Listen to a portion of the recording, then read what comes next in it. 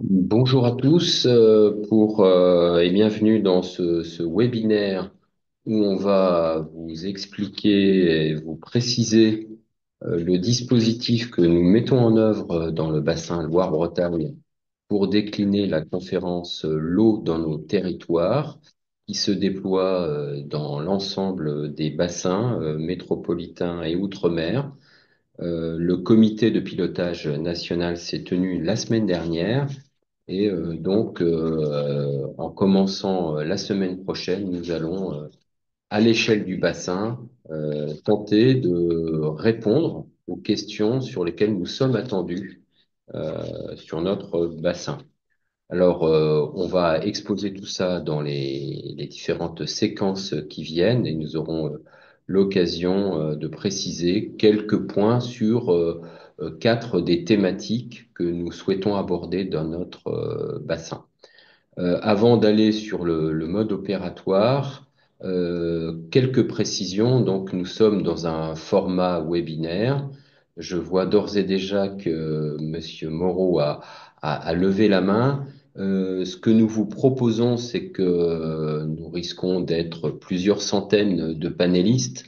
Donc, dans le format que nous souhaitons adopter aujourd'hui, on n'aura pas l'occasion de répondre en direct à toutes les questions. Par contre, nous nous engageons à répondre à toutes les questions par écrit. Donc, il y a un chat. Je me tourne vers Étienne à ma gauche qui me répond oui. Donc, vous pouvez poser toutes vos questions. Peut-être que certaines, on pourra, Questions-réponses. Sur le voilà, module sur le questions-réponses. module questions-réponses, me dit-on.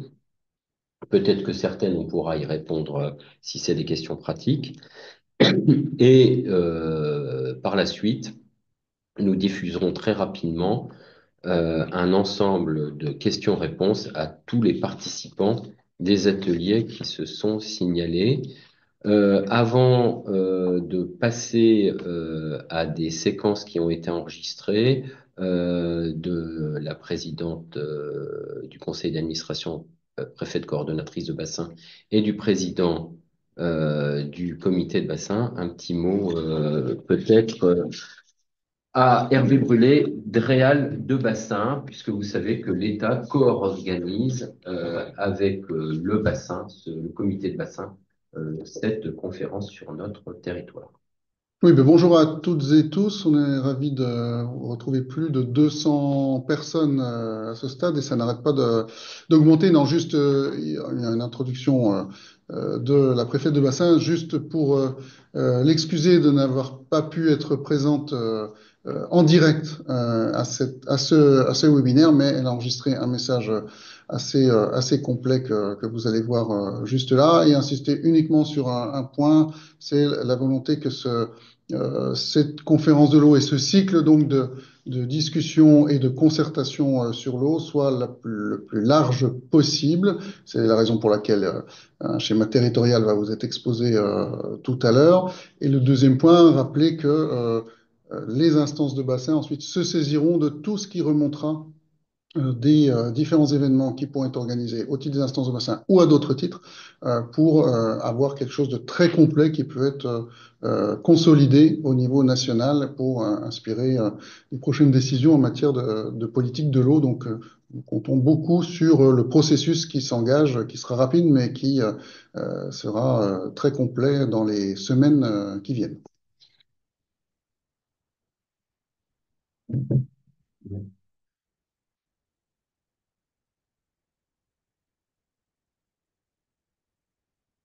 Chers vous tous, la question de l'eau, patrimoine commun de la nation, se retrouve à la croisée de nombreux enjeux. Enjeux environnementaux, bien sûr, enjeux économiques pour notre souveraineté alimentaire et industrielle, enjeux de santé, enjeux sociaux aussi. L'eau est le premier marqueur du changement climatique. Les études annoncent une baisse de la ressource disponible en été de 25 à 50% sur le bassin de la Loire, mais aussi une variabilité plus forte des précipitations. Cette eau, il nous faut donc apprendre à la partager mieux entre les êtres humains, les animaux, les plantes, les milieux, la production industrielle et agricole. Or, qui dit enjeu de quantité dit aussi enjeu de qualité. Et c'est un enjeu historiquement très prégnant sur notre bassin, vous le savez. Moins d'eau, cela veut en effet dire des pollutions plus concentrées. La preuve, en 20 ans, plus de 1 captage sur 6 a été abandonné en raison de pollutions diffuses dans notre bassin. C'est pourquoi nous devons progresser sur ce sujet, en lien avec la feuille de route sur les captages récemment annoncée par la ministre de la Transition écologique. Cela nécessitera des investissements pour sécuriser l'alimentation en eau potable des populations, pour accompagner la transition des acteurs économiques et des agriculteurs et trouver ensemble des solutions équilibrées. Répondre à la problématique de la quantité, c'est aussi déployer davantage de solutions fondées sur la nature. Par exemple, en redessinant les cours d'eau ou en restaurant les zones humides. Là encore, cela nécessitera des études et des investissements. Mais nous savons que c'est le prix à payer pour obtenir un résultat bénéfique et pérenne dans le temps. Pour définir les leviers les plus efficaces, pour agir aussi, il nous faut une impulsion collective à l'échelle du bassin. Cela suppose la pleine association des gouvernances locales partout où elles existent, ou celles qu'il reste à construire lorsqu'elles n'existent pas encore. S'écouter, apprendre à se comprendre mutuellement, discuter, trouver des solutions ensemble. En un mot, concerter, c'est, vous le savez, le moteur du modèle français de la politique de l'eau. Sans une volonté commune, rien de durable n'est possible. Cette impulsion collective que l'État, dans toutes ses composantes, les services de l'État, les établissements publics, les préfets, cette impulsion que l'État accompagne, doit aussi mobiliser les collectivités dans leurs diverses compétences. Je sais l'engagement des élus locaux en ce sens, au sein des instances de bassin, comme auprès des acteurs locaux, et vraiment, je les en remercie vivement. L'enjeu de la gouvernance devra donc être au cœur de nos échanges. Et puis, ne nous le cachons pas, les solutions à mettre en œuvre requerront des montants d'investissement très importants. L'étude du Cercle français de l'eau, présidée par notre président de comité de bassin, Thierry Burlot, a clairement mis en lumière cet enjeu.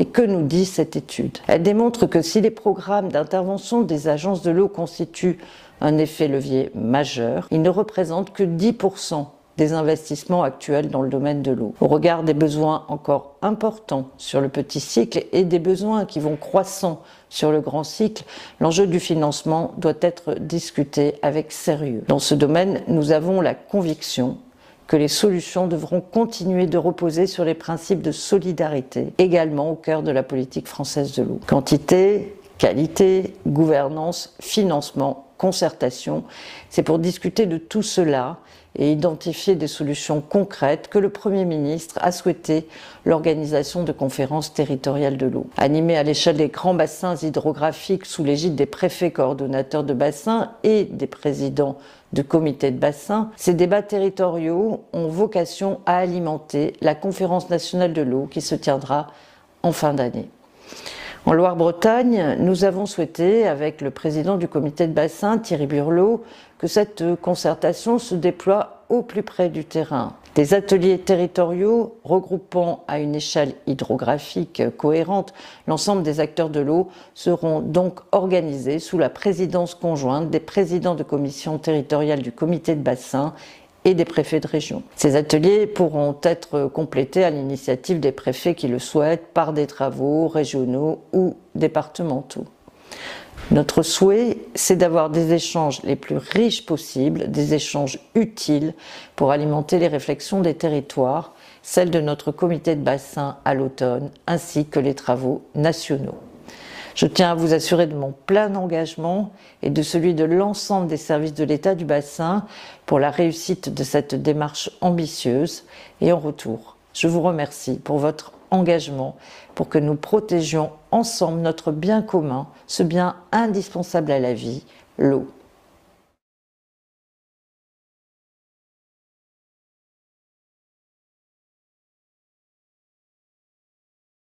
Donc le gouvernement a décidé, il y a quelques jours maintenant, d'engager une grande réflexion autour d'une conférence nationale sur l'eau, voulue à l'époque par le Premier ministre Michel Barnier et idée reprise par le nouveau gouvernement de François Bayrou.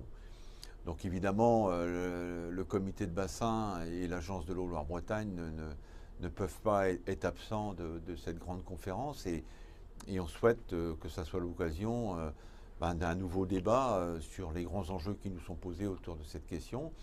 Et donc, en accord avec l'État, en accord avec Madame la Présidente du Conseil d'administration, le comité de bassin va s'engager pleinement dans ces réflexions. Donc à l'écoute des territoires, à l'écoute des acteurs, pour essayer collectivement de progresser. Alors moi, ce qui me plaît beaucoup dans cette conférence, c'est évidemment d'ouvrir le débat, de garder cette cohérence hydrographique qui fait la force des grands bassins français. Et on sait bien que le problème de l'eau se gère de l'amont vers l'aval. On sait bien qu'il va falloir trouver de nouvelles solidarités. On sait qu'il va falloir trouver peut-être de nouvelles formes de financement et de gouvernance. En tout cas, c'est l'occasion de réfléchir collectivement, réfléchir au dérèglement climatique et avec toutes ces conséquences autour de l'eau. Et elles sont immenses. Et là, il va nous falloir engager des transitions. Mais engager des transitions, c'est faire avec. C'est pas faire contre telle ou telle catégorie sociale, c'est faire ensemble. Et donc cette réflexion de la conférence nationale, nous allons l'organiser à travers 5 grands rendez-vous. Mais en tout cas, moi je souhaite donner pleinement la place au comité de bassin, à l'agence de l'eau, pour permettre ce débat républicain.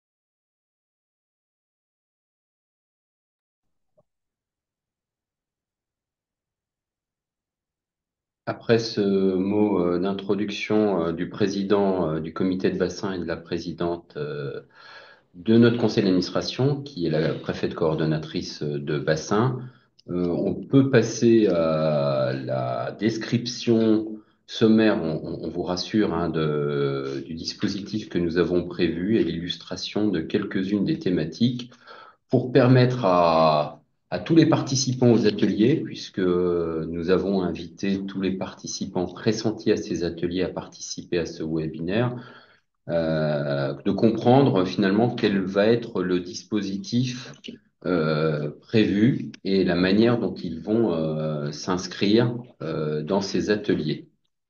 Euh, et donc, si on peut partager la présentation, on va vous donner quelques éléments.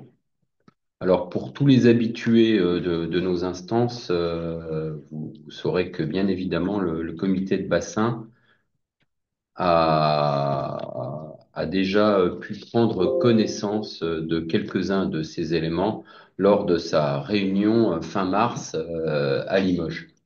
Et puis depuis est intervenue l'instruction du Premier ministre au préfet début mai et le Premier ministre a demandé au préfet de région, au préfet de département de s'organiser pour fournir une contribution à cette conférence dans le cadre des bassins. Et comme l'a précisé Hervé Brûlé, il nous appartiendra in fine, avec l'État, d'organiser au sein de notre comité de bassin la synthèse de l'ensemble de ces contributions. Alors l'objectif, il s'inscrit dans la continuité du plan eau.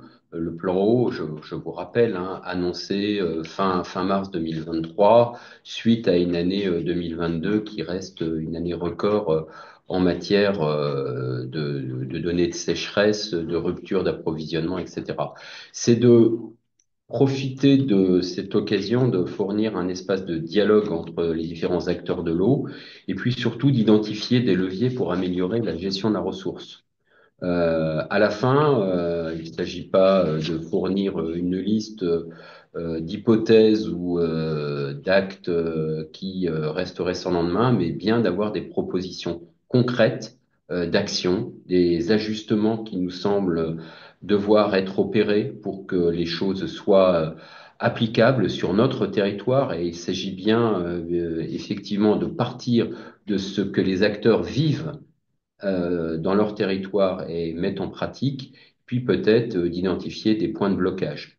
Nous démarrons donc et nous sommes dans le calendrier qui nous a été demandé d'appliquer de juin à octobre sur les territoires. C'est articulé avec les COP. Alors les COP, c'est un jargon, mais qui définit les conférences territoriales de planification qui sont déjà mises en œuvre à l'échelon des régions, en articulation entre les régions et l'État, avec les préfets de région.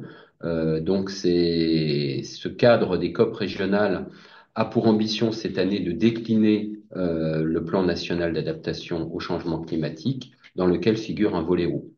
Et l'objectif est d'atterrir au sein de notre comité de bassin à la mi-octobre pour pouvoir synthétiser ce qui sera fourni par les différents leviers. On va le voir, les ateliers auxquels vous allez participer et aussi les contributions de l'État ou d'autres acteurs qui peuvent s'organiser pour fournir d'eux-mêmes des contributions à cette conférence nationale sur l'eau. Diapo suivante. Ah, c'est moi qui clique. Voilà, pardon. Je ne vais pas trop m'attarder puisque vous aurez l'occasion, bien évidemment, de travailler sur ces thématiques en choisissant l'une d'entre elles. Sur cette diapo, ces thématiques sont résumées, synthétisées, et la ministre, le Premier ministre et la ministre de la Transition écologique ont demandé au territoire de travailler sur ces 7 thématiques sur le partage de la ressource avec les questions de gestion quantitative, la réduction des pollutions avec la question captage, la question de la gouvernance, la question du financement de la politique de l'eau, la gestion d'anticipation des risques, l'articulation petit cycle, grand cycle et la mobilisation du grand public. Nous aurons l'occasion de travailler sur plusieurs de ces thématiques dans les ateliers et aujourd'hui nous vous proposons d'en exposer 4 d'entre elles dans les exposés qui vont suivre, histoire d'avoir quand même quelques données d'entrée. L'objectif des ateliers n'est pas de refaire le débat sur où on en est du changement climatique, quels sont les problèmes qui s'opposent en matière de gouvernance, mais bien de partir directement en essayant de trouver des propositions de solutions inspirantes ou de territoires tout à fait emblématiques et démonstrateurs. Pardon. Suivante. Si vous avez participé, on l'espère, dans les années précédentes, enfin les 2 années précédentes, à nos ateliers territoriaux Loire-Bretagne 2050, vous ne serez pas surpris. Pour ceux qui n'y étaient pas, nous avons mené depuis le mois de janvier 2023 jusqu'au mois de septembre 2024 une démarche basée sur un certain nombre d'ateliers, une dizaine d'ateliers au préalable, redoublés ensuite, qui ont permis de faire émerger des propositions d'action, des solutions, des projets démonstrateurs directement initiés par et proposés par les acteurs des territoires. Et le contexte de cette démarche ascendante, on l'a trouvé tout à fait intéressant avec le président du comité de bassin pour servir de base à la contribution du bassin Loire-Bretagne à la conférence nationale sur l'eau.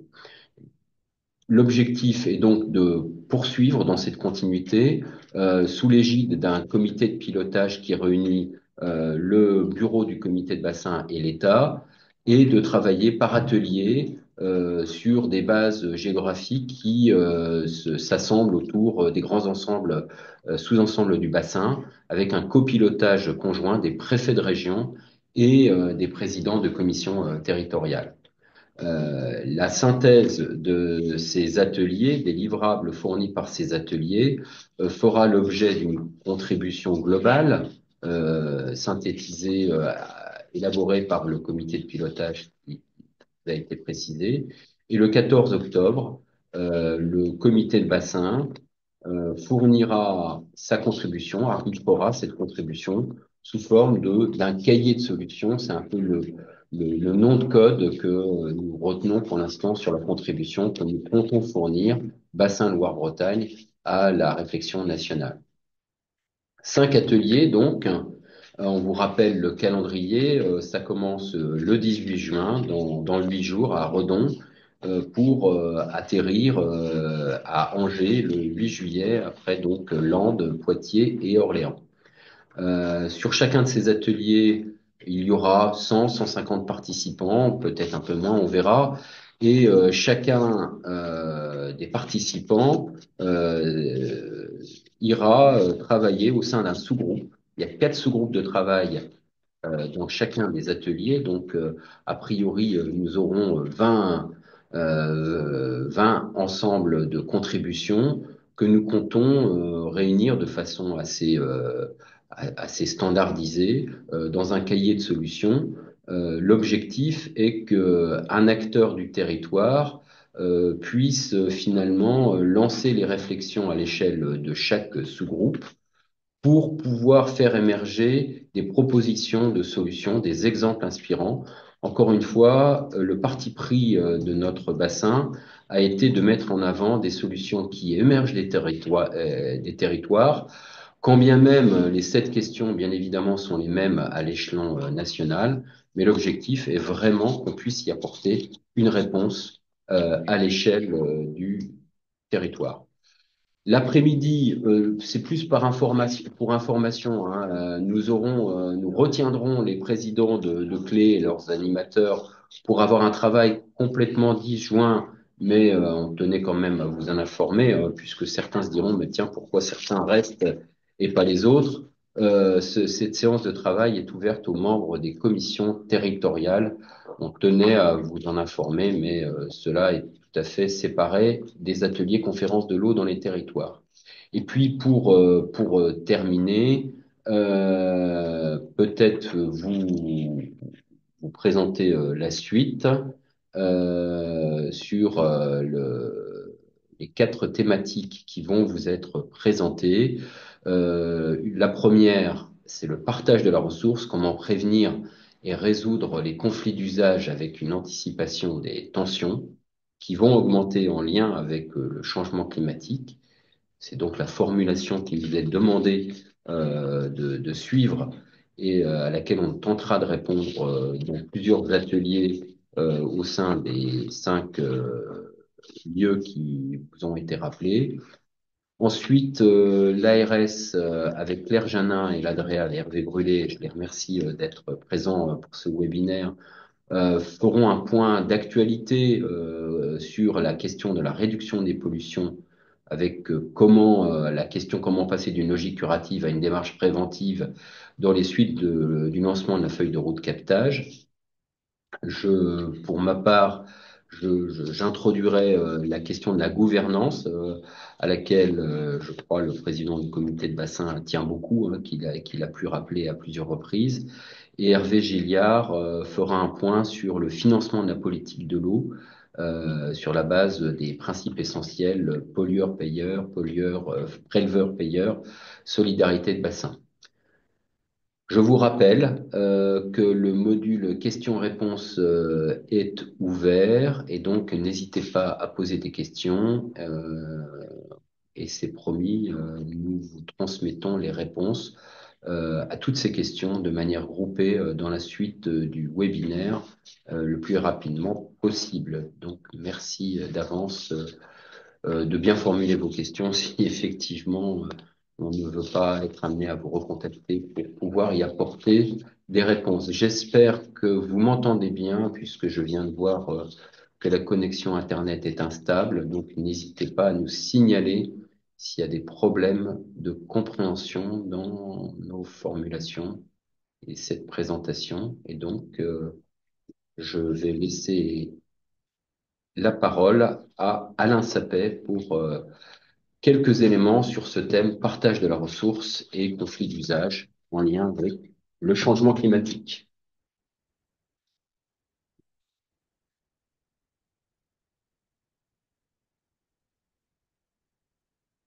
Bonjour à toutes et à tous. Je vais effectivement vous présenter cette question du partage de la ressource au travers de 3 axes.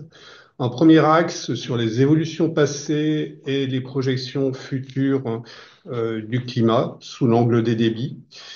Un second axe sur les réponses locales qu'on peut apporter au travers de l'exemple des analyses hydrologie, milieu, usage, climat, HMUC.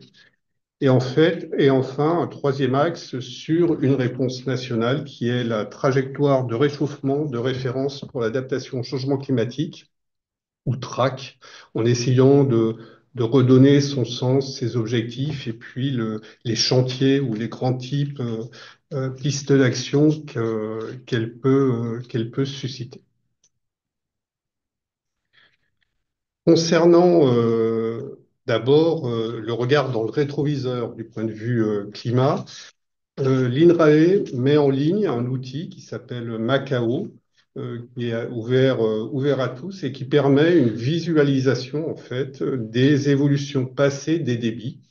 Alors avec des évolutions, quand les débits augmentent, on va plutôt vers les tonalités de bleu. Quand les débits diminuent, on va vers des tonalités marron. Et il y a un petit code, c'est-à-dire que quand on a des triangles, ça veut dire que l'analyse statistique est passée au crible de la significativité. Donc on a des triangles, on a des évolutions qui sont significatives. Quand on a des petits ronds, on a l'information sur la tendance, mais elle n'est pas forcément significative. Elle n'est pas forcément fiable. Nous avons, si on regarde historiquement, les effets du changement climatique sur les débits ont commencé à apparaître en France vers le milieu des années 90, essentiellement sur la frange méditerranéenne. Puis ça s'est étendu sur l'arc Pyrénées-Alpes. Et depuis, ça s'est généralisé. Et aujourd'hui, au sud-est, en fait, d'une diagonale qui va des Pyrénées aux Vosges, c'est l'évolution des débits, les changements de débit et des changements de débit souvent à la baisse est généralisé. Et pour nous, ça concerne une grande partie du massif central. Nous avons choisi en fait de présenter sur cette carte une grandeur statistique qui est représentative d'un débit d'étiage, c'est le QMNA, qui est le débit mensuel minimum d'une année, sur une période, son évolution sur une période de 50 ans, 75 à 2024. Et ce qu'on voit, c'est que les évolutions significatives à la baisse sont plutôt concentrées sur l'amont du bassin. C'est les bassins de la Loire, de la Vienne, de l'Allier, et des baisses qui sont majoritairement comprises dans une gamme qui va de 0,6 à moins 1,2% de baisse annuelle. Donc, ce qui est reste assez considérable parce que sur 50 ans, 0,9% de baisse de débit, ça finit par représenter environ 50% de baisse globale. Je ne les présente pas aujourd'hui, mais le même constat peut être fait sur les débits moyens et sur les débits journaliers maximaux, donc qui sont plutôt des débits de hautes eaux. Donc, même chose, surtout des baisses surtout significatives sur l'amont, mais des baisses. Donc, en conclusion, pour les débits comme pour la température, les effets du changement climatique sont déjà visibles sur notre bassin. Et ensuite, on va regarder vers l'avenir. Alors, on a un autre outil qui est mis à disposition par l'INRAE qui s'appelle le Méandre. Et lui, il permet de visualiser les projections futures autour de 4 narratifs. Alors, un narratif vert, c'est le réchauffement est marqué et on a une augmentation des précipitations. Un narratif orange, on a un fort réchauffement, mais également un fort assèchement en été, mais également sur toute l'année. Violet, c'est un fort réchauffement, mais avec de forts contrastes saisonniers en termes de précipitations, ce qui veut dire notamment des précipitations plus importantes en période hivernale. Et j'ai dû me tromper, j'en ai oublié un. J'ai oublié le jaune, où on a un réchauffement qui est peu marqué. Alors, ces 4 narratifs, ils permettent de couvrir la diversité des futurs possibles, tout en facilitant la compréhension, l'appréhension, même on pourrait dire, des résultats du projet Explore 2. Et l'outil permet d'explorer les basses, les moyennes, les hautes eaux, de choisir l'horizon auquel on se projette, milieu de siècle, fin de siècle, et puis les variables statistiques qu'on souhaite visualiser. Nous avons choisi aujourd'hui de vous présenter à la fois la vision à moyen terme pour 2 types de débit. Sur cette diapositive, un débit représentatif de l'étiage, le VCN10, qui est la moyenne sur 10 jours la plus faible dans l'année. Et puis également, sur la diapositive suivante, les débits moyens annuels. Ce que l'on constate sur les débits d'étiage, c'est que les évolutions dont je parlais précédemment vont se poursuivre sur notre bassin et qu'on doit s'attendre à une baisse généralisée de ces débits d'étiage, avec sur certains secteurs et pour certains narratifs, une baisse qui peut aller jusqu'à 40%. Sur les débits moyens annuels, on a une vision qui est un peu moins pessimiste, parce que globalement, les différents scénarios, les différents narratifs s'articulent autour d'une médiane qui présente des débits moyens légèrement plus humides qu'aujourd'hui. Toujours est-il qu'une baisse des débits moyens reste possible et on s'aperçoit souvent que sur deux secteurs, alors sur la Bretagne et également sur l'extrême amont du bassin, sur la Loire et l'Allier, donc sur l'extrême amont des bassins de la Loire et de l'Allier, quel que soit le narratif, il faut s'attendre à des baisses. À ces constats, je rajouterai quelques éléments supplémentaires. Les débits d'étiage baissent, mais ça veut aussi dire que la durée des étiages augmente. Les données qui vous sont présentées dans ce type de document sont des moyennes sur les 30 années de la projection. Là, on est sur une projection milieu de siècle 2041-2070. Il ne faut pas oublier aussi les variations interannuelles que l'on connaît déjà naturellement avant le dérèglement climatique, mais qui peuvent également augmenter. Et puis, les événements extrêmes augmentent en fréquence et en intensité.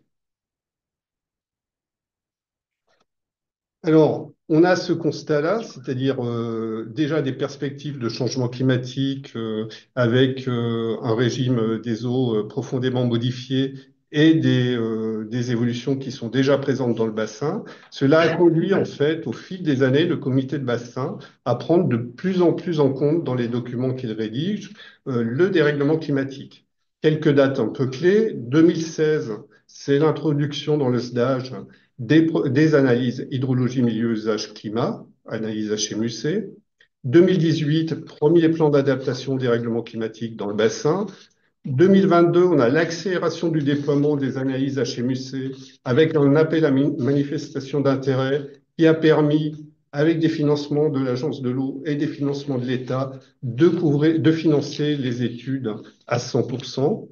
2023, on a une révision du plan d'adaptation au changement climatique du bassin, mais qui annonce le passage à une stratégie d'atténuation et d'adaptation plus globale.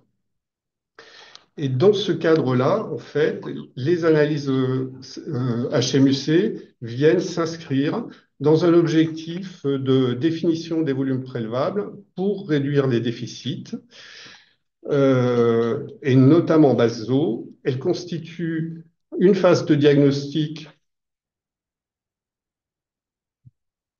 Elle constitue une phase de diagnostic préalable à des programmes d'action territoriaux de gestion de l'eau, les PTGE, qui permettront de mettre en place les actions par rapport aux objectifs qui seront définis à l'issue des analyses HMUC. Alors, bien sûr, une critique importante qui peut être faite à ce type de démarche, c'est la lourdeur et surtout la longueur. Les études préalables, HMUC, la constitution d'un PTGE, mais la longueur, c'est aussi nécessaire pour pouvoir assurer des phases de concertation suffisamment prolongées pour que chacun puisse s'approprier en fait les enjeux et les réponses à apporter. Mais par contre, des actions peuvent très bien être lancées pendant les phases d'études, pendant les phases de construction des PTGE, s'agissant qu'il existe tout un bouquet d'actions qui sont sans regret et dont on pourra tirer bénéfice, quelles que soient les évolutions climatiques. Donc on voit sur cette diapositive que l'on a effectivement dans ces études 4 volets. Ça, je pense que vous y attendiez avec le titre de l'analyse. Donc un volet hydrologie, des volets usage, des volets milieu et des volets climat qui doivent être ensuite qui doivent être ensuite croisées. En fait, ça reste des analyses qui sont très proches de ce qui se fait dans les autres bassins, mais qui doivent nous conduire aussi à intégrer de façon dynamique les effets du dérèglement climatique. En effet, la prise en compte du climat est essentielle pour les évolutions que l'on veut mettre en place dans la gestion quantitative de l'eau. Et il faut que cette gestion quantitative soit adaptée au climat futur. Donc, on est sur des actions sans regret, ou que ces actions puissent être réorientées au regard des évolutions constatées du climat ou de l'amélioration des connaissances. Et donc, c'est des actions qui doivent être flexibles. En termes d'avancement, on a une couverture importante du territoire puisqu'on doit arriver à environ 85% du territoire qui est aujourd'hui couvert. On couvre 100% des zones des secteurs classés en zone de répartition des eaux, qui ont donc fait l'objet d'un constat par des arrêtés préfectoraux du déficit quantitatif. On couvre aussi 100% des zones qui, sans être en ZRE, ont été considérées en tension quantitative dans le SDAGE actuellement en vigueur. Donc, c'est les zones qui relèvent de la disposition 7B3. Et donc, on a engagé 35 études HMUC, 12 sont dans la phase décisionnelle et 6 territoires ont validé en fait des volumes prélevables, sachant qu'on est encore quand même sur des discussions pour définir les volumes finalement proposés.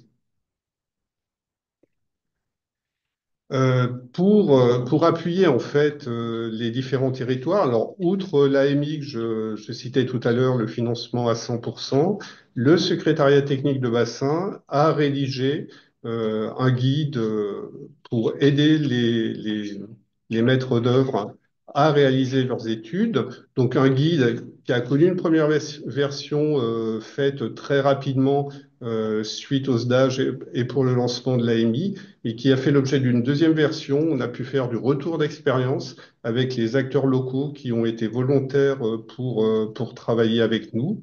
Et l'idée est vraiment d'accompagner au mieux les territoires sur ces études-là.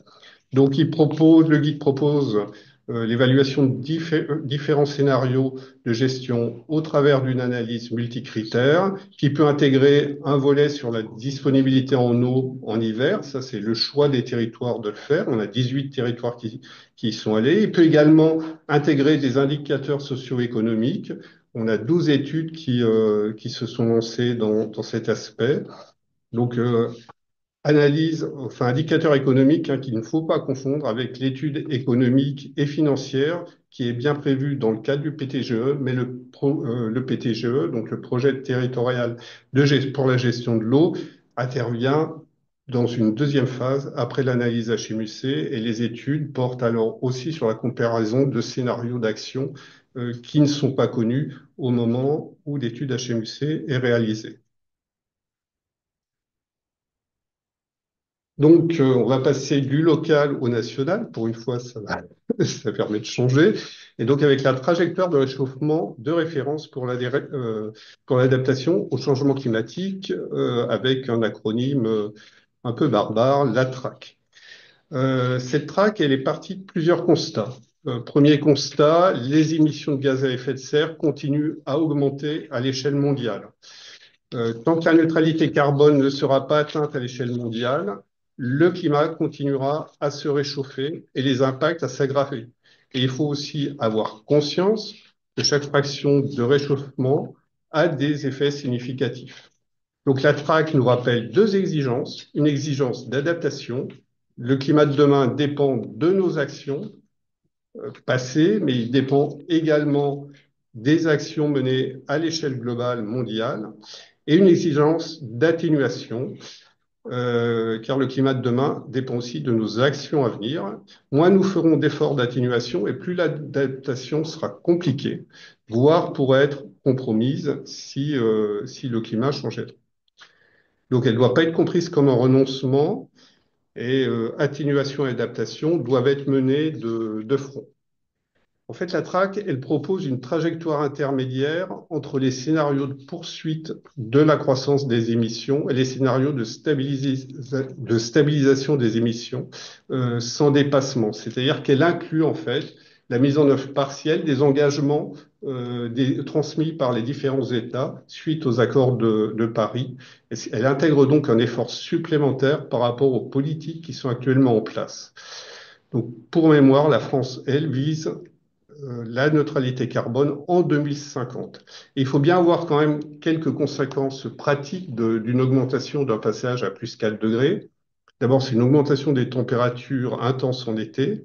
C'est un nombre de nuits tropicales qui augmente. Alors, dans la moitié nord, ça représente quand même 40 à 50 nuits tropicales dans l'année. C'est une augmentation des pluies extrêmes. C'est notamment au nord. Et c'est des pluies qui sont entre légère baisse et légère hausse. Le signal sur la pluviométrie moyenne n'est pas forcément marqué, hein. Ce qui est surtout marqué, c'est l'augmentation des pluies extrêmes. Des sécheresses agricoles et hydrologiques en augmentation, donc ce qui pose un vrai problème puisque la ressource diminue au moment où la demande est susceptible d'augmenter. Et puis, il y a une augmentation du niveau de la mer, l'augmentation de l'érosion, l'accélération de l'érosion du trait de côte. Je pense que vous avez tous entendu que récemment, une commune de Bretagne a dû détruire des maisons qui étaient menacées par cette érosion. Et pour finir, en fait, face à ce constat, ben, évidemment, il faut agir. Alors, il faut agir il y a 4 chantiers qui sont identifiés en fait dans la traque. Je ne vais pas tous les venir sur tous. Il y a d'abord un premier chantier sur l'évolution des référentiels. Bon, à titre d'exemple, je parlais de l'augmentation des pluies extrêmes. C'est la possibilité d'avoir 20% de pluie supplémentaires à amener dans les réseaux pluviaux. Et ça mène vraiment une réflexion sur la gestion intégrée des eaux pluviales, auquel nous invite d'ailleurs la nouvelle directive européenne sur les eaux résiduaires urbaines. C'est l'accompagnement des collectivités, donc c'est l'intégration en fait de la prise en compte du climat et de la TRAC dans tous les documents de planification. Ce sera d'être SCOT, ce que nous ferons nous aussi au niveau du bassin, dans la stratégie climat, dans le SDAGE, l'accompagnement des activités économiques, puis enfin la biodiversité. Alors la biodiversité, elle est à la fois impactée par le changement climatique et elle est également une source de solutions, et notamment si on l'exprime aussi par la préservation du cycle de l'eau, du cycle naturel de l'eau, qui est un élément très fort qui a été évoqué dans les ateliers Loire-Bretagne 2050. Et ça passe notamment, comme l'a dit la préfète, par le développement des solutions fondées sur la nature. On a donc devant nous un climat, pour une part, l'avenir est écrit, puisque c'est ce qui s'est passé hier, mais pour une autre part, on a des leviers d'action en matière d'atténuation, et il nous faut absolument nous adapter, parce qu'on aura de toute façon des augmentations de température, les conséquences qui vont avec. Donc la TRAC, c'est une invitation à l'action. Je vous remercie. Alors, vous l'aurez compris, l'objectif n'est pas d'ouvrir le débat. Certains ont déjà commencé à y contribuer, on les remercie et bien évidemment, on prend en note toutes les contributions qui viennent par le chat. Elles alimenteront les ateliers. L'objectif est bien de poser le décor, de fournir les éléments de diagnostic. Et pour continuer dans cette logique, on passe à une autre thématique et je laisse la parole à Hervé Brûlé et Claire Janin ensuite.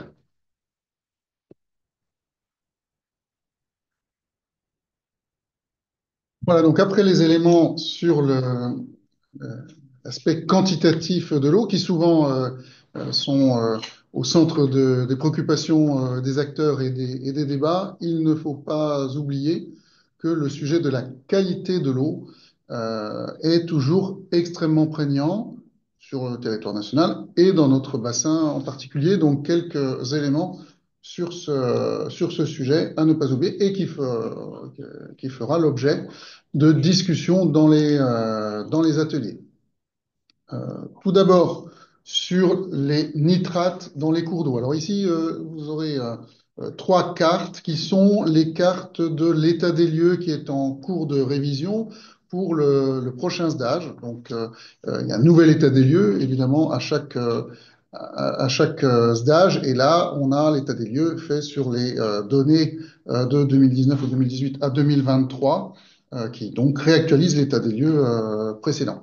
Ces cartes sont actuellement en cours d'échange avec les différents acteurs de l'eau au niveau territorial qui peuvent apporter des corrections techniques, hein, c'est-à-dire apporter des éléments qui précisent, affinent, infirment un certain nombre de ces paramètres. Cela dit, la vision globale à cette échelle est toutefois la bonne. Donc, concernant les cours d'eau et notamment les nitrates dans les cours d'eau, on voit que à travers la carte qui est ici, qui figure en orange et en marron, toutes les cours d'eau, enfin les masses d'eau cours d'eau qui dépassent les 18 mg par litre, qui est la norme considérée comme risque d'eutrophisation ensuite, on a un bassin qui est particulièrement concerné, notamment dans toute sa partie centrale et aval.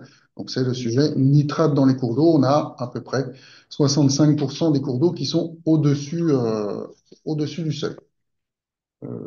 Concernant toujours les cours d'eau, mais cette fois-ci les pesticides, là aussi un bassin concerné par ce sujet, avec une répartition géographique qui est un peu différente. Toujours la partie centrale du bassin et un peu moins la partie à l'ouest et pas moins concernée la partie amont du bassin, mais donc toute la partie centrale du bassin qui est très fortement concernée par le sujet cours d'eau dans les pesticides. Ici, vous avez un indicateur qui est le nombre de fois où la concentration d'une substance dans le milieu est considérée comme au-delà du seuil sans effet pour les populations qui y vivent. Donc, on a ici, vous voyez, dans les les trois catégories supérieures, un certain nombre de secteurs du bassin qui sortent et au global,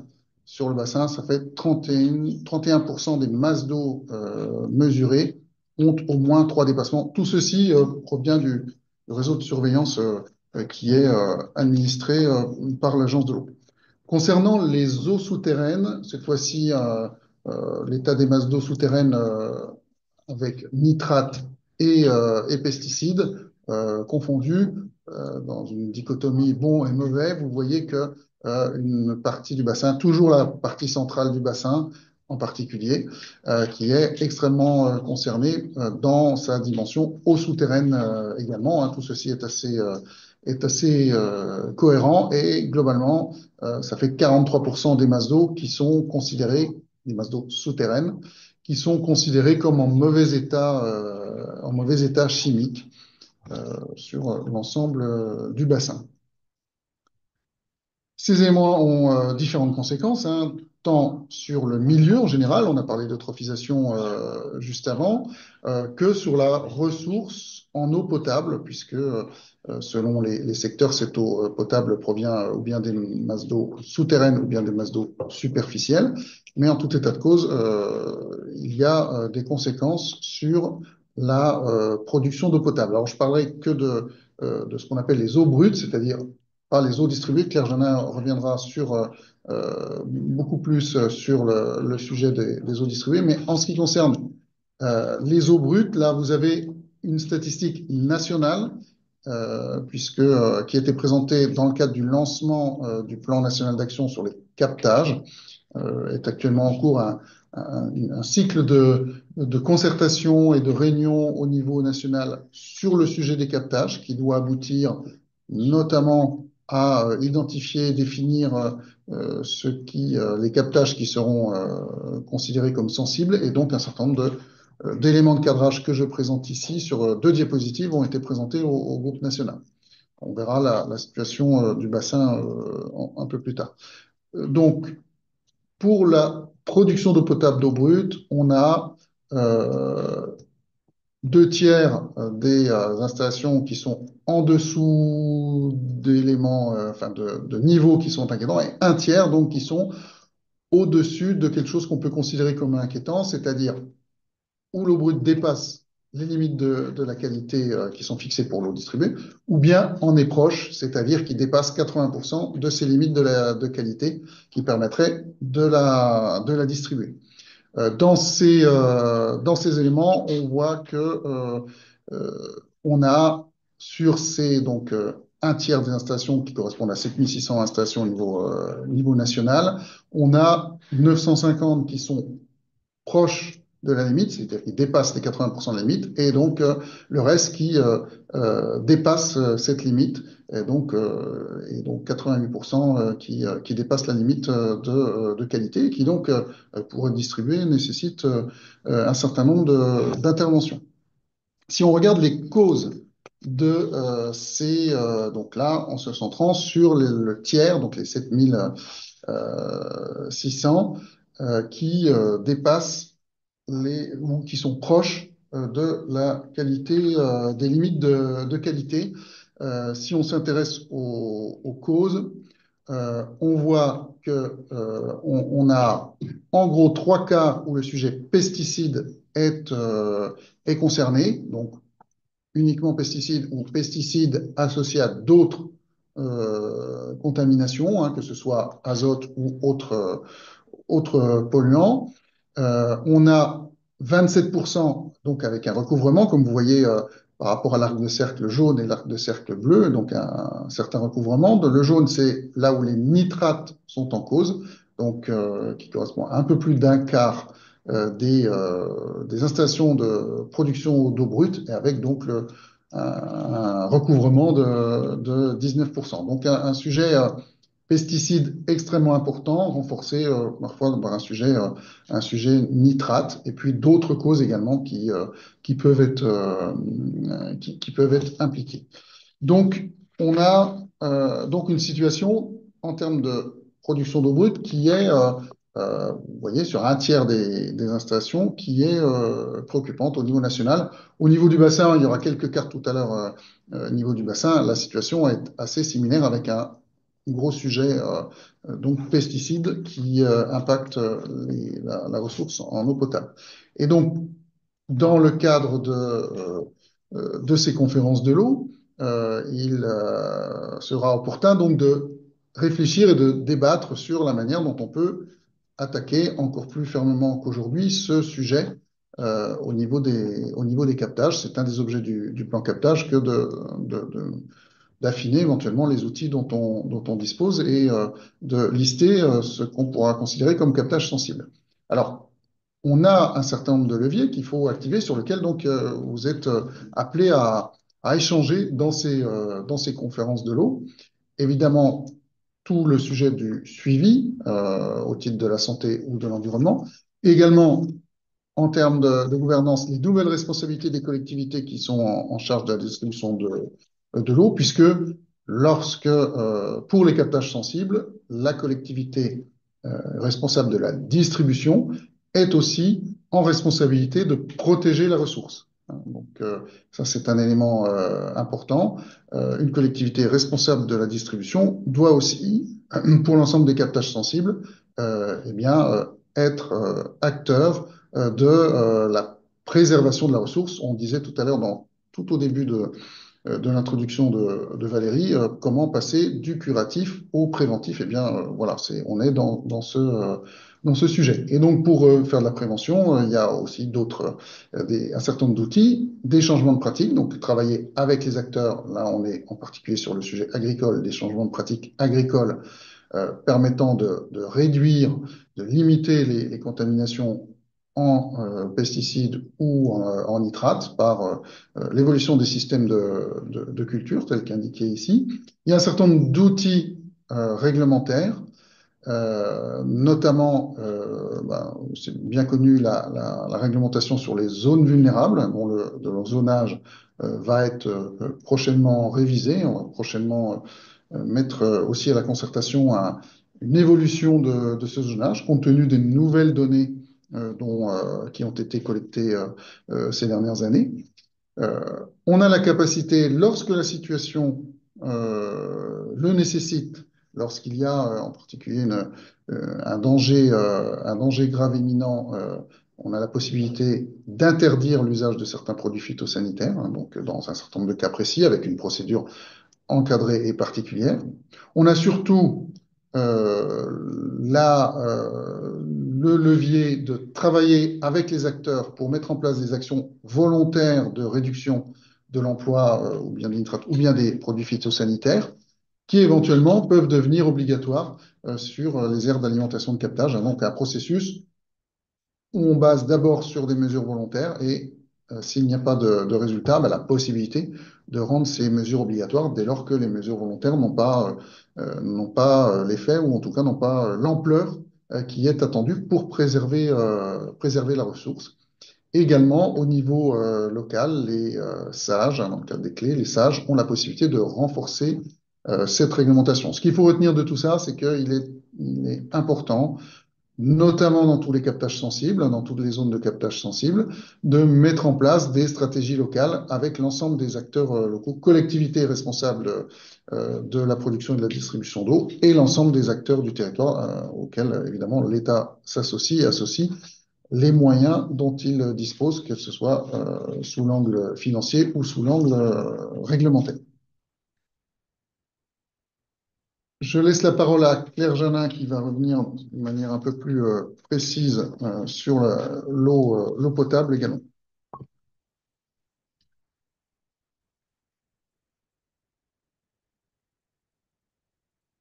Merci. Bonjour, bonjour à tous.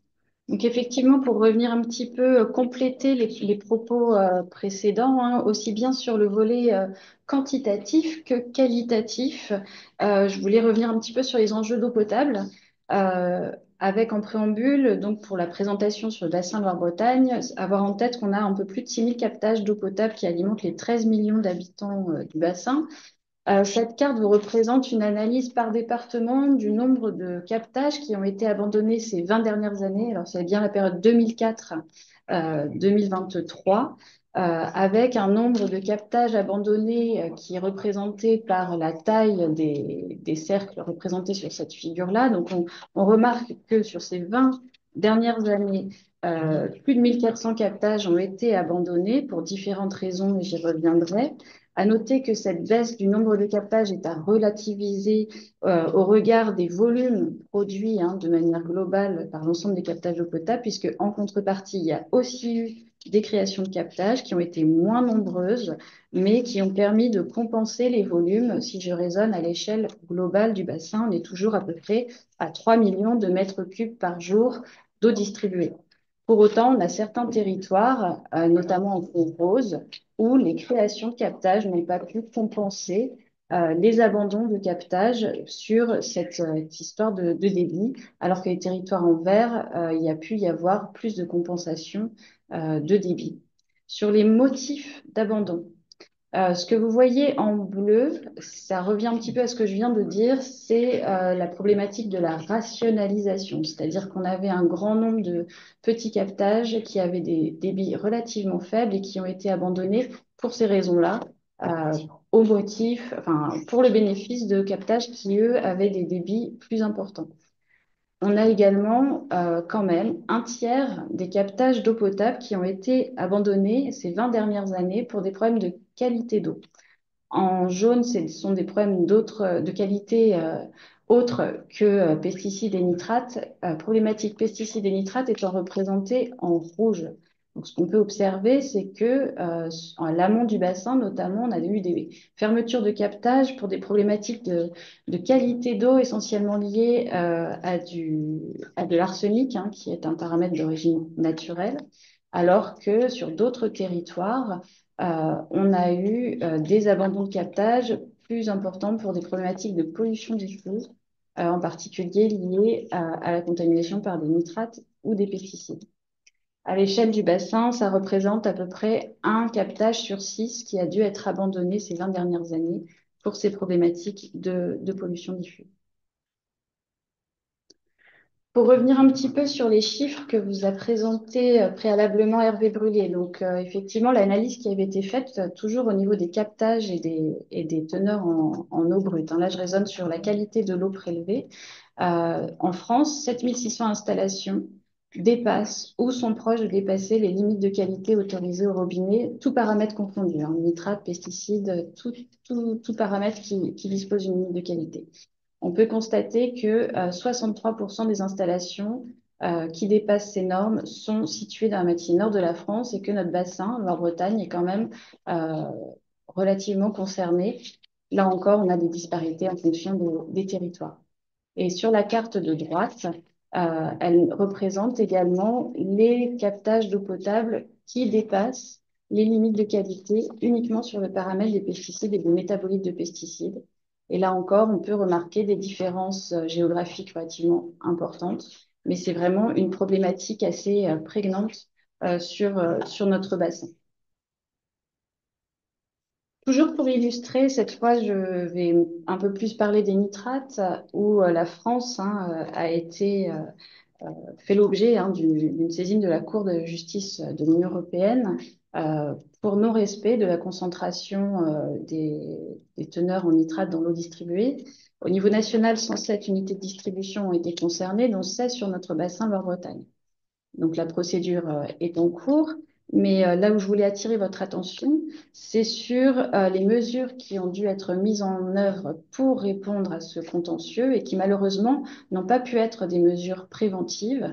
La seule solution pour assurer une distribution d'eau de qualité a été le recours à des mesures curatives, que ce soit des abandons de captage, des interconnexions, des dilutions, des traitements, dont le coût est extrêmement élevé.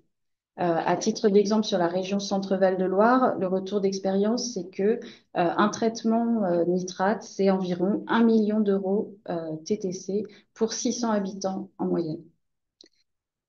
Et le point de vigilance, c'est que on a traité les anciennes non-conformités en nitrate, mais malheureusement, on a encore de nouvelles non-conformités qui apparaissent, et donc ce n'est pas un problème qui est derrière nous.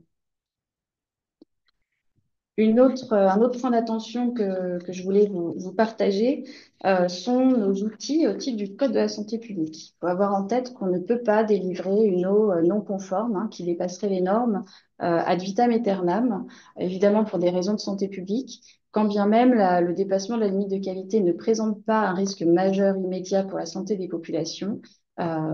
Nous n'avons pas le choix. La durée maximale autorisée, entre guillemets, pour délivrer une eau non conforme est de 3 ans, maximum renouvelable une seule fois. Ce qui veut dire qu'au maximum, on dispose d'un temps de 6 ans lorsqu'un dépassement de limite de qualité est observé sur un captage d'eau potable pour revenir à la conformité. Et malheureusement, d'expérience, on sait que ces 6 ans sont relativement trop courts pour que des mesures d'action préventive aient réellement un effet, ce qui oblige à la mise en place de mesures correctives qui, là encore, comme je vous l'ai dit et illustré à travers le contentieux nitrate, coûtent extrêmement cher. Donc la priorité est vraiment un peu comme dans le domaine de la santé, d'avoir une approche préventive plutôt que curative. Et à ce titre, pour rebondir également sur les propos d'Hervé Brulé sur la prise de compétences protection de la ressource en eau pour les collectivités qui auront en charge le captage dits sensibles, il est à noter une nouvelle réglementation issue de la transposition de la directive eau potable de 2020 qui renforce effectivement le rôle des personnes en charge de la production et de la distribution d'eau potable à travers la mise en œuvre de plans de gestion de la sécurité sanitaire des eaux, aussi appelés PGSSE, avec 2 échéances réglementaires, dont la première est de juillet 2027. Donc l'idée de ces plans, c'est vraiment d'avoir une démarche qualité, à savoir une analyse de risque. Donc mon captage d'eau potable, à l'heure actuelle, est-ce qu'il a déjà eu des problèmes quantitatifs? Est-ce que la sécheresse m'a impacté? Et est-ce que, à travers les projections de l'impact du dérèglement climatique, comme l'a présenté Alain Sapet, est-ce que dans les années à venir, mon captage risque d'être vulnérable à la sécheresse ou aussi aux problèmes d'inondation. Donc ça, ce sera la première chose à sécuriser d'un point de vue quantitatif et également d'un point de vue qualitatif. Si ma ressource en eau prélevée est contaminée et notamment dépasse les 80% de la limite de qualité ou en tout cas proche des 80%, à ce moment-là, il va falloir mettre en place un plan d'action basé sur le volontariat pour protéger au mieux la ressource en eau et éviter d'atteindre notre fameuse limite de qualité qui là impliquerait la mise en œuvre de mesures curatives extrêmement onéreuses. La deuxième échéance pour les plans de gestion de la sécurité sanitaire des eaux nous concerne un petit peu moins par rapport au discours d'aujourd'hui. Ce sera l'échéance de janvier 2029 où les producteurs d'eau devront aussi avoir la même analyse de risque et la même hiérarchisation des problèmes sur le volet production, donc traitement de l'eau et distribution. Mais sur le volet vraiment protection de la ressource, on est sur une échéance assez proche de juillet 2027 qui invite les collectivités à réfléchir de manière globale à comment préserver au mieux leurs ressources dans le cadre du dérèglement climatique, où, comme on l'a dit hein, et martelé, les enjeux quantitatifs et qualitatifs seront extrêmement importants. Je vous remercie.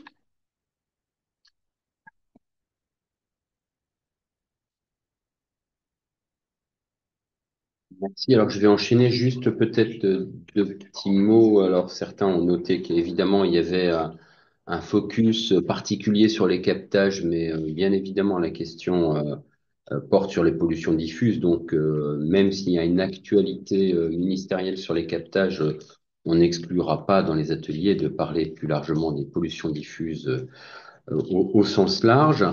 Euh, je, Certains ont commencé à poser des questions. Comme on vous l'a dit, on y apportera des réponses et on diffusera les réponses plus largement avant les ateliers. Et puis, désolé, certains ont des problèmes d'affichage. C'est sans doute lié à des paramétrages, puisque nous, on a des écrans de contrôle qui nous permettent de voir que normalement, on peut recevoir l'intégralité de l'affichage. Le diaporama sera disponible de toute façon en téléchargement. Donc, n'hésitez pas à nous signaler tous les problèmes que vous pouvez avoir. L'une des thématiques qui nous est demandé d'essayer de creuser un peu, c'est la question de la gouvernance. Quelles évolutions apporter à la gouvernance de l'eau? Il n'y a pas d'ailleurs la question faut-il apporter, mais c'est bien, on nous attend sur des propositions et des solutions concrètes sur la gouvernance de l'eau. Alors, dans le plan eau en 2023, il y avait un volet gouvernance qui était rassemblé sous une bannière inclure l'ensemble des acteurs autour d'une gouvernance ouverte, plus efficace et plus lisible. Donc la question, elle est quand même tout à fait d'actualité. On le voit notamment après l'urgence de 2022. Et peut-être un rappel qui semble évident, mais à l'échelle de notre bassin, la gouvernance hydrographique, c'est un comité de bassin avec 190 représentants.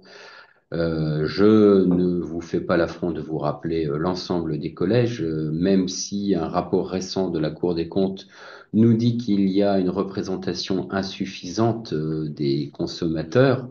Je suis sûr que les représentants des consommateurs ne manqueront pas de le préciser, mais il ne faut pas oublier que les usagers sont bien évidemment représentés de par les collectivités locales. Alors, un comité de bassin, 190 représentants, avec ce binôme euh, préfet de bassin, comité de bassin, avec l'agence de l'eau pour mettre en œuvre cette politique et surtout ses financements.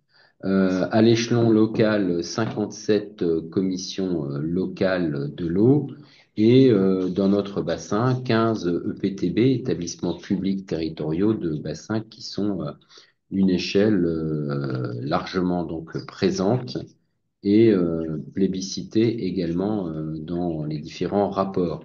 Et puis quand on regarde à l'échelon administratif ou politique, on a ces 6 régions principales sur notre bassin, sachant que le bassin croise 8 régions, 36 départements, 335 groupements intercommunaux, EPCI, 336, oui d'ailleurs, oui, avec 6781 communes. Alors le sujet a été d'actualité sur la question des regroupements de compétences. Il ne s'agira pas de rouvrir le débat dans nos ateliers, mais plus évidemment de s'interroger sur les questions, sur les leviers, sur les freins que peut amener cette organisation à l'échelle d'un bassin comme le nôtre, où bien évidemment très régulièrement les questions de découpage hydrographique versus administratif peuvent se poser. Les sages, c'est une des forces de notre territoire. Alors, certains territoires plus au nord sont couverts à 100%, mais à l'échelle de notre bassin, on est évidemment le bassin qui comporte la plus grande surface couverte par des sages. 87% du territoire est couvert et vous avez ici à l'écran une carte actualisée de l'avancement des sages. C'est aussi quand même un des éléments qu'il faut avoir en tête et qui constitue l'unité de base de construction de notre politique et qui est déjà d'actualité puisque ces sages, ces clés ont été sollicitées dans le cadre de la consultation sur les enjeux d'usage. Alors, la gouvernance de l'eau, c'est pas un sujet nouveau. Lorsqu'on regarde, on voit qu'il y a eu plusieurs rapports des instances d'inspection des ministères, le Parlement, que tant le Sénat que l'Assemblée nationale ont eu l'occasion de se pencher. Il y a eu aussi un rapport du Cercle français de l'eau, assez récent, qui questionne cette gouvernance de l'eau. Et donc, quelques-unes des questions qui ont pu être posées dans le cadre de ces rapports sont restituées à l'écran. La question de l'enjeu quantitatif. On voit bien que les conflits d'usage, qui sont une des questions posées dans le cadre de cette conférence de l'eau, réinterrogent ce concept d'une gouvernance qui a 60 ans, de par la loi sur l'eau, et qu'on juge sans doute robuste, mais est-elle si robuste que cela face aux enjeux quantitatifs? La question du petit cycle, et on va aborder la question du mur de financement avec l'intervention suivante, pose la question effectivement de l'adaptation de la gouvernance face à cette pression financière. L'actualité pose la question, l'actualité sur les agences, où certaines questions qui nous ont été posées posent la question de l'accusation récurrente de millefeuille. On voit bien qu'il y a eu des reportages encore récemment sur ce sujet, avec sans doute peut-être une lecture tendancieuse, mais en tout cas, elle existe. Cette impression d'un manque de lisibilité de la gouvernance de l'eau à l'échelon territorial. La bonne échelle de compétences pour la bonne échelle de gestion. Le Cercle français de l'eau intitulait une partie de son rapport Qui fait quoi, à quelle échelle et avec quel plan de financement. La question du Parlement de l'eau. Parlement de l'eau entre guillemets, bien évidemment, mais si on veut que ce comité de bassin puisse jouer ce rôle de parlement sur lequel il est attendu, est-ce qu'il dispose de tous les leviers? Est-ce qu'il est réellement le représentant de tous les acteurs? Est-ce qu'il ne doit pas faire évoluer lui-même sa propre gouvernance pour mieux jouer ce rôle de parlement? C'est une question et il y aura certainement des contributions au sein des ateliers sur ce sujet. Le développement des clés, on voit bien que même si on est à 87%, l'objectif de 100% met en évidence que certains territoires sont encore en difficulté. Il y a des freins, il ne faut pas les ignorer. Il y a des freins aussi au bon fonctionnement des clés telles qu'elles sont actuellement. Des freins qui, en regard, appellent des leviers aussi pour permettre la bonne implication des acteurs de l'eau dans la gouvernance. Et puis, un sujet qui est largement évoqué, c'est effectivement l'articulation avec les documents d'urbanisme. Voilà, et la liste n'est pas complète. Elle pourra bien évidemment s'enrichir, sachant que le but des ateliers n'est pas de continuer à poser les questions, mais d'essayer d'identifier des leviers, des solutions concrètes, inspirantes, généralisables d'un territoire à un autre. Donc, on espère que nos ateliers pourront y contribuer.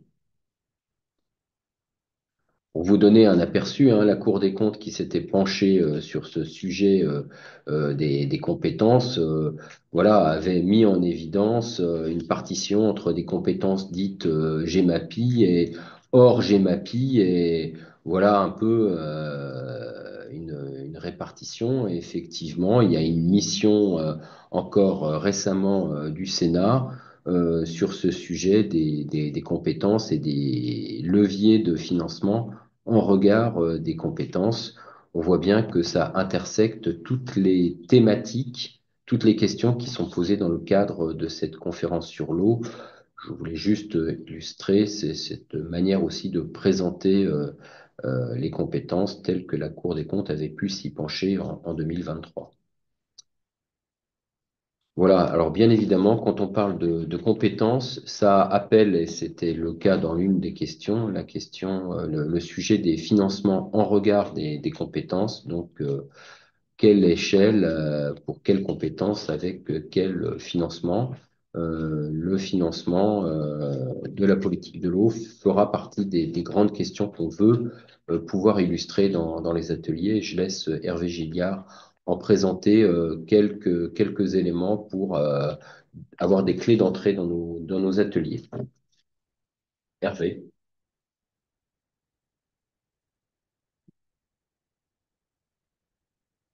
Bonjour à tous. Donc, je vous propose en effet un panorama rapide hein, du financement de la politique de l'eau. Alors, vous voyez au travers de la question telle qu'elle est formulée qu'il y a quand même la réaffirmation des principes essentiels. On en a parlé à plusieurs reprises tout à l'heure. Donc, le principe pollueur-payeur et préleveur-payeur. Solidarité de bassin, et la mutualisation entre usagers, mais aussi entre territoires. Hein. On peut penser, ça renvoie à la solidarité urbain-rural et puis le prix de l'eau, avec aussi un principe hein, sous-jacent qui est l'eau paie l'eau. Et donc les recettes des services publics d'eau et d'assainissement permettent de financer les infrastructures. Alors, cette question-là, en fait, c'est aussi du coup voir comment questionner, comment renforcer, voir éventuellement comment faire évoluer ces principes essentiels, notamment dans un contexte qui est assez évolutif et changeant. Alors déjà, le contexte est le suivant. Des besoins de financement sont aujourd'hui relativement importants pour plusieurs raisons. Déjà pour financer le bon état, en lien avec la directive cadre européenne sur l'eau. Également pour tout le renouvellement, les besoins de financement pour renouveler les infrastructures en matière d'eau et d'assainissement. Hein, les collectivités ont un mur hein, d'investissement devant elles.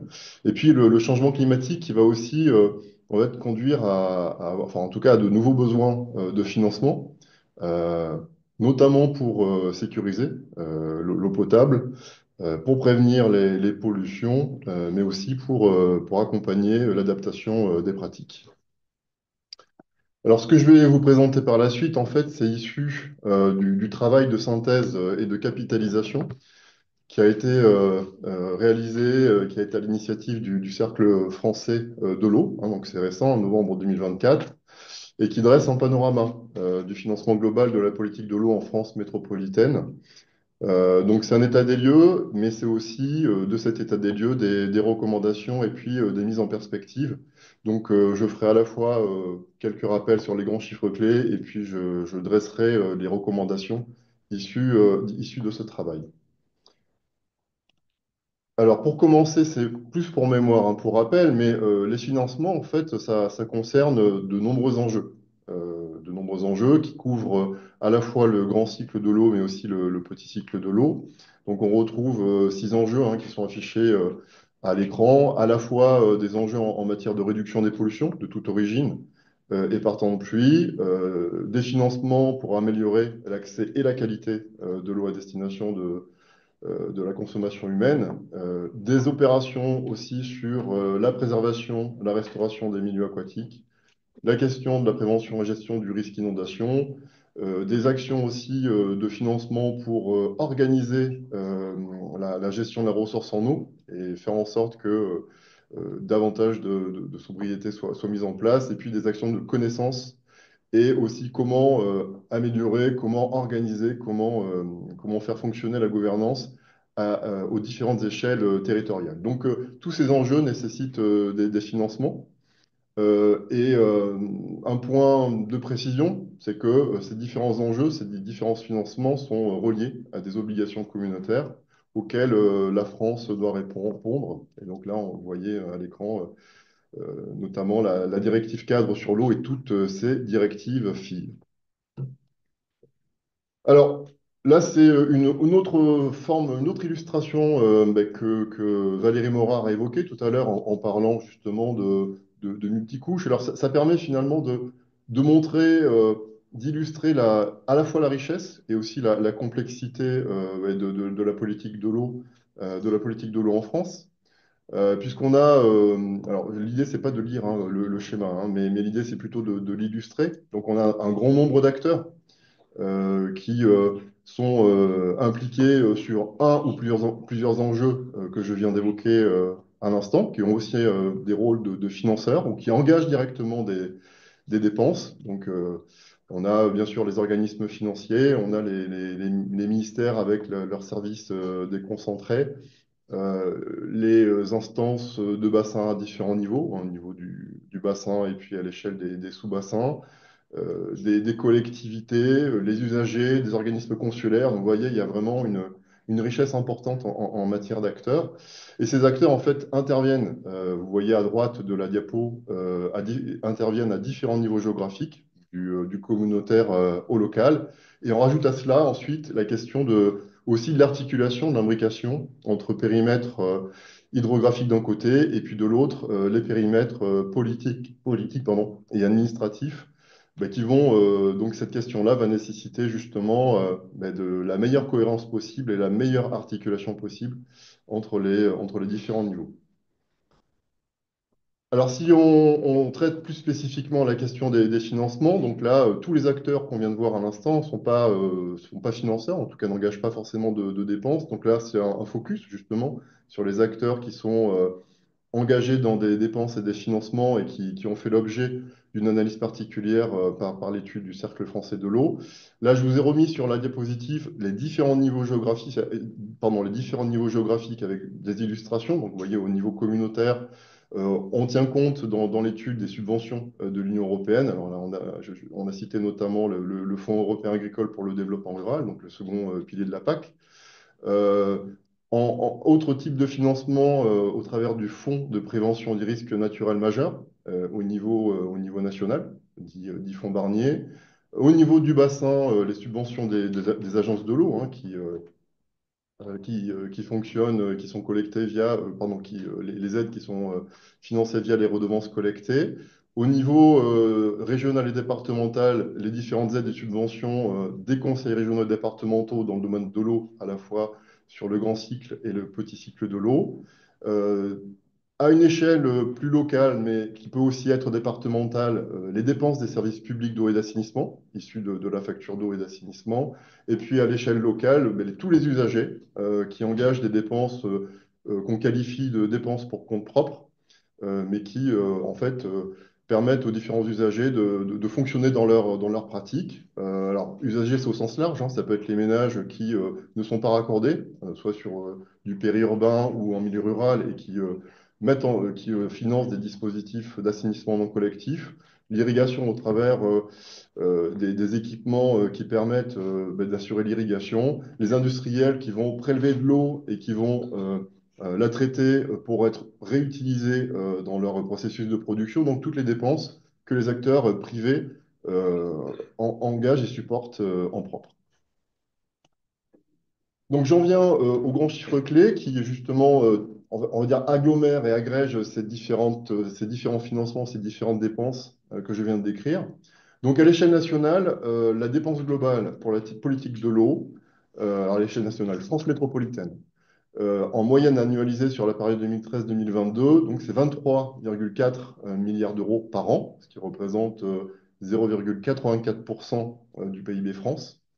Et vous voyez que sur la carte en dessous, là, c'est la ventilation de ces dépenses globales par bassin. Et donc, là, vous voyez, j'ai fait un focus sur Loire-Bretagne et cela représente 5 milliards d'euros par an pour Loire-Bretagne, donc un petit peu moins de 25% des dépenses globales au niveau de la France métropolitaine.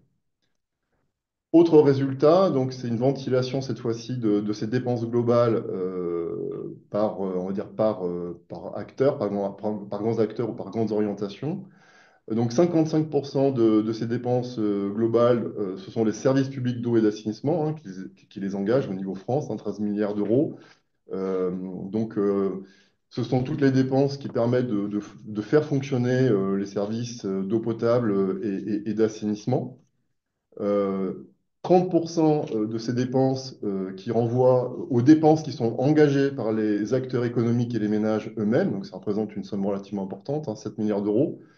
Et puis 10%, ça a été dit par Madame la préfète en introduction, 10% donc, qui sont issus des financements, des subventions versées par l'Agence de l'eau via les recettes collectées auprès des usagers des bassins, pardon, parce que là, c'est les agences de l'eau des différents bassins.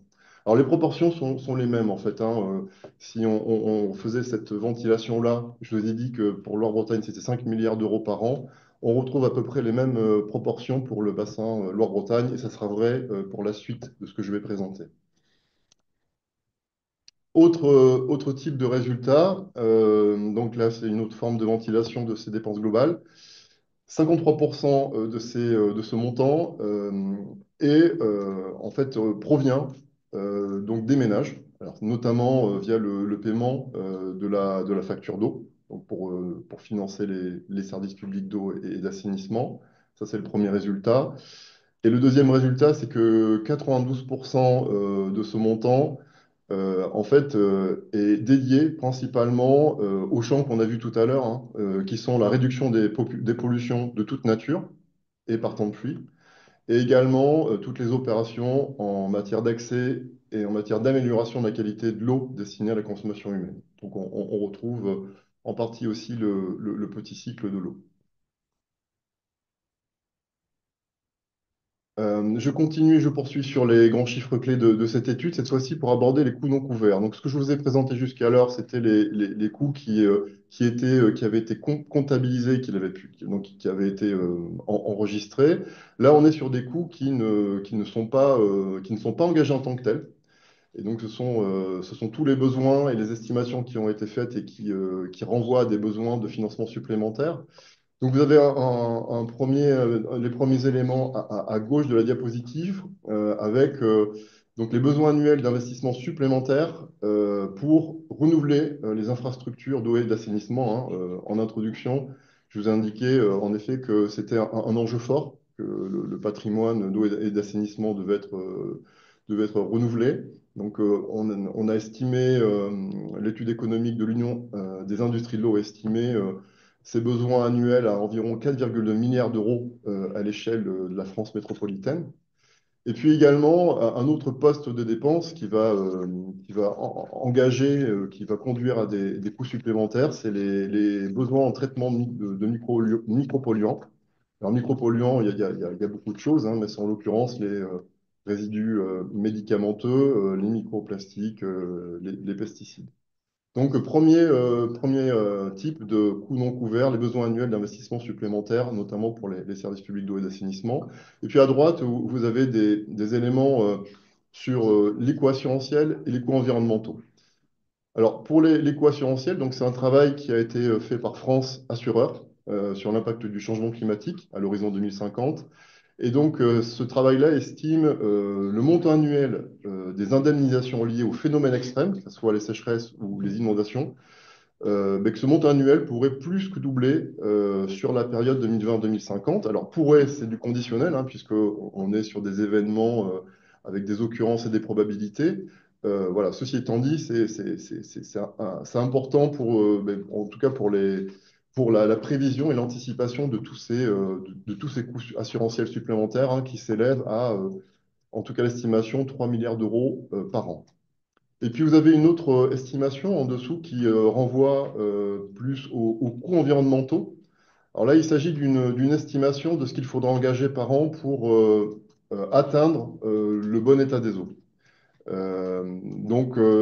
On avait fait une estimation dans le cadre de l'état des lieux en Bretagne qui correspond plus ou moins à ces montants-là. Donc on est sur une estimation globale qui est basse, euh, puisqu'il n'est pas possible, compte tenu de toutes les incertitudes et puis aussi les bénéfices qui ne sont pas comptabilisés, de faire quelque chose d'exhaustif et précis. Mais en tout cas, ça donne un ordre de grandeur sur les besoins supplémentaires qu'il serait nécessaire d'engager pour tendre vers le bon état. J'en viens, alors compte tenu de tous ces éléments et de tous ces grands chiffres clés, à quelques enseignements et perspectives issus de ce travail-là. Premier enseignement et conclusion, c'est que, il y a encore donc des champs d'action qui sont relativement peu investis. On pense notamment au grand cycle de l'eau. On a vu les chiffres, hein, qui étaient notamment dédiés aux investissements sur le petit cycle de l'eau. Alors, ça couvre la restauration des milieux aquatiques, la gestion quantitative, la prévention des inondations. Donc, en proportion, ces champs-là sont encore relativement peu investis, même s'il y a beaucoup d'actions, hein, naturellement qui sont menées. Deuxième élément qui est aussi plus en constat, c'est que les agences de l'eau, en fait, sont considérées comme des catalyseurs. Sont considérées comme des catalyseurs, c'est-à-dire qu'elles ont leur financement a un effet levier important, ça c'est le premier élément, et elles sont également considérées comme une boussole des actions, notamment au travers de leur programme d'intervention qui s'appuie, entre autres, sur les objectifs du SDAGE. Et puis sur cette diapositive, dernier enseignement qui renvoie plus à la logique de la gestion intégrée, avec l'idée aussi de réfléchir à une gouvernance. Là, on n'est plus trop sur le domaine du financement, mais plus de la gouvernance. Ça permet de faire le lien avec ce qui a été dit précédemment, mais faire en sorte qu'on ait des gouvernances efficientes et des projets cohérents à l'échelle des bassins versants. Donc ça suppose aussi une articulation renforcée des financements entre les périmètres hydrographiques et les périmètres politiques et administratifs. Et pour conclure, deux derniers enseignements et perspectives. Le premier, qui renvoie finalement à ce qui a été dit sur le grand cycle de l'eau et le fait que les financements, il y ait relativement peu de financement sur cette thématique-là, c'est la nécessité d'un financement dédié au grand cycle de l'eau. Alors après, là, il se pose la question du comment. Par quel intermédiaire, par quel instrument euh, financier ou économique ce financement-là pourrait être mis en place. Donc c'est une question qui est ouverte, mais c'est tout l'intérêt justement de cette conférence. Et puis une deuxième question aussi, c'est est-ce que le recours à l'emprunt sera nécessaire, indispensable, et à quelles conditions? Là aussi, question ouverte. Et puis, deuxième élément, deuxième enseignement ou conclusion, c'est des besoins de financement accrus. On l'a déjà abordé, donc là, c'est sous un angle un petit peu différent, synthétique. Mais des besoins de financement accrus, comme je l'ai dit tout à l'heure, on a des besoins importants pour atteindre le bon état des eaux. Alors, tout est dans tout, c'est-à-dire qu'on a quelque part aussi là le grand cycle de l'eau, hein, et les besoins de financement supplémentaires en matière de grand cycle de l'eau. La question de la sécurisation de l'eau potable et aussi de la préservation des infrastructures et du patrimoine des services publics d'eau et d'assainissement. Donc, on retrouve à la fois la question aussi, des effets du changement climatique, donc la nécessité de sécuriser l'eau potable et puis renouveler le patrimoine d'infrastructure, et puis les derniers besoins de coûts non couverts qu'on a abordés tout à l'heure, donc l'éco-assurantiel, là aussi en lien avec des occurrences plus importantes, des phénomènes extrêmes, sécheresse, inondations. Voilà, j'ai terminé avec cette présentation sur les financements. Peut-être que, alors, je donne la parole ou vas-y, je t'en prie. Peut-être pour conclure. Je vous remercie. On va conclure et ne pas abuser de votre patience à cette heure tardive de la journée. Peut-être repréciser hein, donc que voilà les réponses, on va les rassembler et vous les envoyer. Il y a eu plusieurs questions qui ont posé sur cette frustration. Il y a 4 ateliers, enfin 4 sous-groupes par atelier, et j'aimerais participer à plusieurs sous-groupes. Comment je fais? Est-ce que je peux faire des contributions?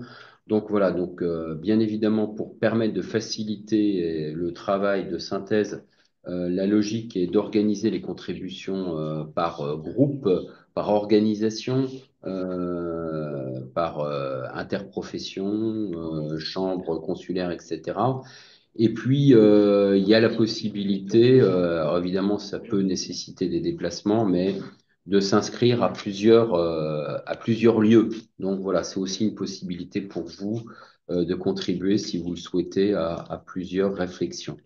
Les 4 ateliers pour Redon, les voici, donc le financement, la gestion quantitative, la réduction des pollutions et les liens terre-mer, puisque la consigne était aussi d'ouvrir les thématiques à des sujets qui peuvent se poser à la question locale. Alors bien évidemment, sur le territoire breton, cette question pouvait se poser logiquement. Allant donc sur le territoire de l'amont, il y a la question de la gouvernance, du financement, du partage de la ressource et de la réduction des pollutions. Le 1er juillet à Poitiers, la question de la gouvernance, du financement à nouveau, du partage de la ressource face au changement climatique et la réduction des pollutions. À Orléans, la gouvernance, le financement, le partage de la ressource et la réduction des pollutions, feuille de route captage.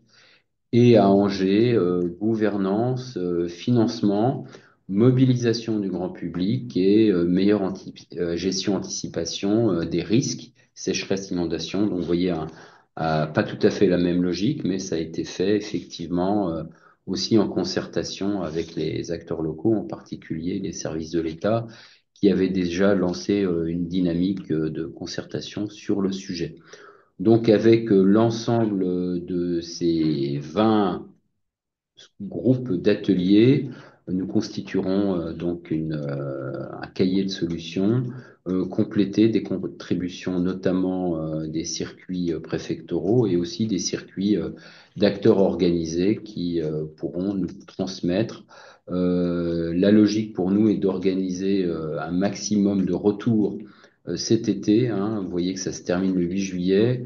Les contributions des ateliers seront disponibles sous forme brute en interne en juillet, et nous souhaitons essayer de recueillir un maximum de contributions d'ici la fin août. Il y en a quelques-unes qui pourront déborder, bien évidemment, mais si on veut ne pas trahir l'esprit et le contenu de ces contributions d'avance, merci aux acteurs organisés pour transmettre ces contributions d'ici la fin août.